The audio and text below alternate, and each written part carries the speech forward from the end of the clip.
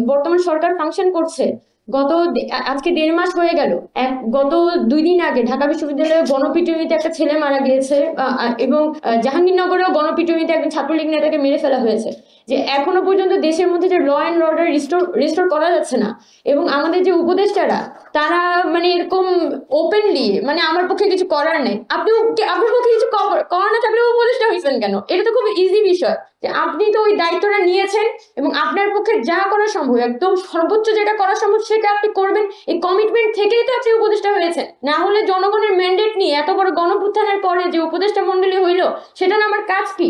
আপনি যদি এরকম একটা আমি কিছু জানি না, আমি কিছু বুঝি না, আমি একটা অসহায় মানুষ এভাবে অ্যাপ্রোচ করতে থাকেন, তো এটা হচ্ছে যে আমার বিশেষ করে এই যে বর্তমান অন্তর্বর্তীকালীন সরকার ফাংশন করছে তার প্রতি আমাদের একটা সকল জনগণ, আমাদের সবার ছাত্রদের একটা বড় ধরনের কোয়েশ্চেন যে আপনারা ফাংশনাল হন, আপনারা আরো অ্যাক্টিভ হন, এবং আমি কিছু বুঝি না, আমি কিছু জানি না এই পজিশন থেকে বের হয়ে আসুন। যদি মনে হয় যে প্রশাসনকে মধ্য থেকে আপনার 50-1000 মানুষ 1000 মানুষ ছাঁটাই করে আপনি এটাকে ফাংশনাল করবেন, তাহলে ওই উদ্যোগ নেন, কিন্তু আপনি হার্ড লাইনে যান। আপনি তো এভাবে দিনের পর দিন ছেড়ে রাখতে পারেন না দেশটাকে। আমরা মনে করি যে এখানে অন্তর্বর্তীকালীন সরকার যে ফর্মে ফাংশন করছে এটা আমাদের গণভ্যুত্থানের আকাঙ্ক্ষার বিরোধী, এবং এই গণভ্যুত্থানের আকাঙ্ক্ষাটাকে আপহোল্ড করার জন্য আমাদের ছাত্র জনতাকে এখানে ইনক্লুড করতে হবে। একই সাথে আমাদের সরকারকে আরো কঠোর হইতে হবে।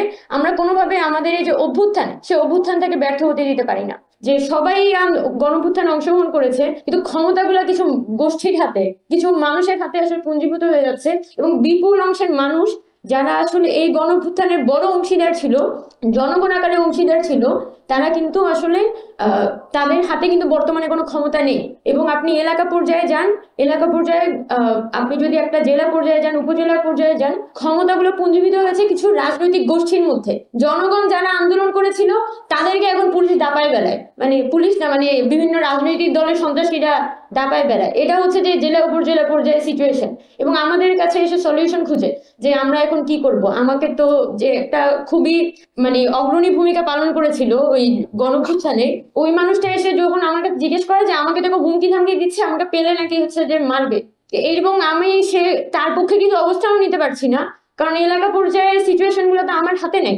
তো তার কিন্তু এখানে জনগণের হাত থেকে ক্ষমতাগুলো আস্তে আস্তে কিছু গোষ্ঠীর হাতে পুঞ্জীভূত হচ্ছে, এবং এই কথাগুলা সামনে আসাটা জরুরি। ওভারঅল মেয়েদের পার্সপেক্টিভ থেকে, জনগণের পার্সপেক্টিভ থেকে, একই সাথে আমাদের অনেক কড়া কড়া কথা বললাম তো